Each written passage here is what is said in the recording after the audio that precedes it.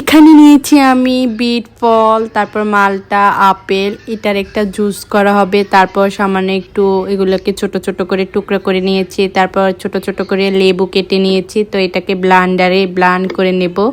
তো আপনারা ফুল ভিডিওটা দেখুন, তারপর লাইক কমেন্ট শেয়ার করবেন।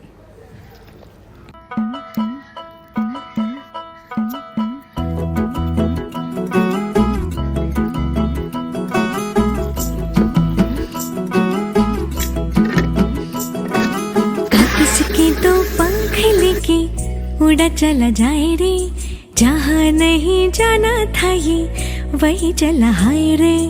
उम्र का ये ताना बाना समझ न पाए रे, जुबां पे जो मोह माया नमक लगाए रे। के देखे न भाले न जाने न दाए रे, दिशाहारा केमन बोका